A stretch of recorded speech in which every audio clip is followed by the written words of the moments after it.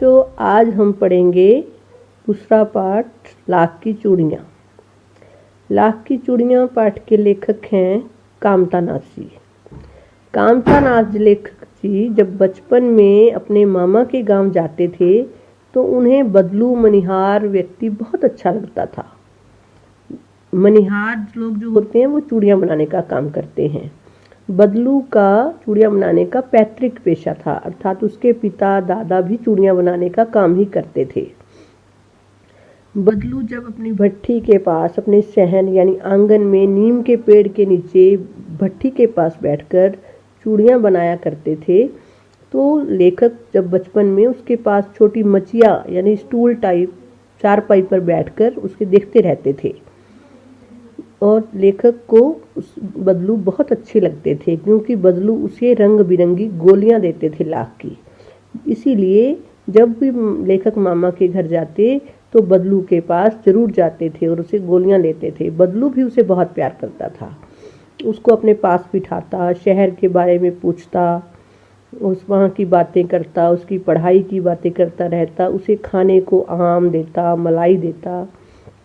इस प्रकार बदलू भी लेखक को बहुत प्यार करता था।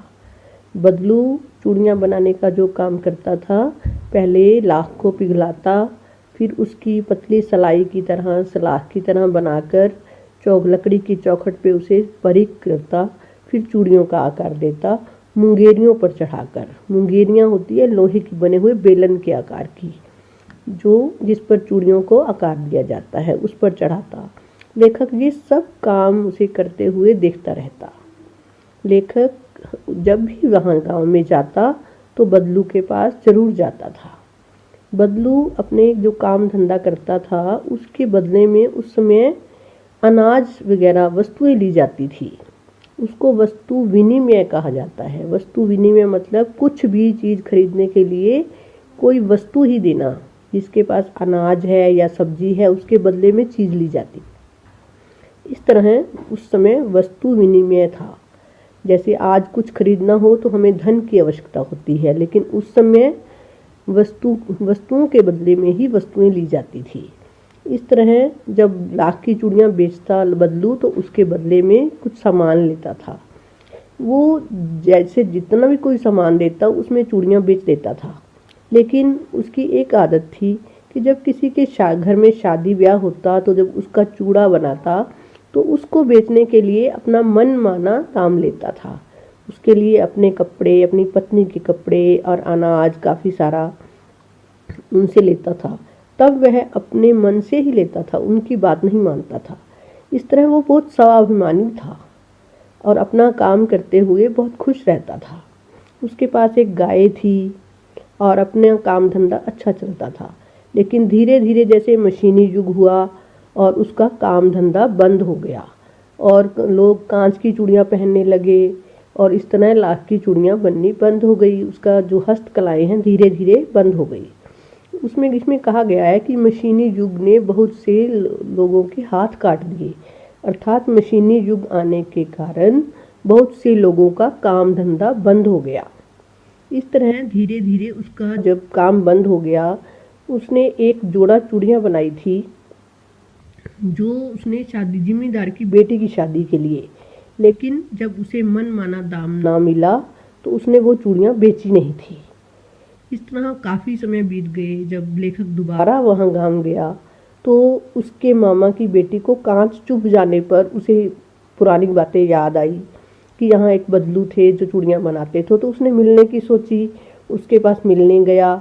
जब मिलने गया तो उसने देखा कि बदलू की हालत तो बहुत ख़राब हो गई थी।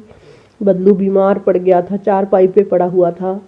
जब उसने देखा, उसने बात की, उसने बताया कि मैं जनार्दन हूँ, तो उसने पहचान लिया और फिर पुरानी बातें पूछने लगा।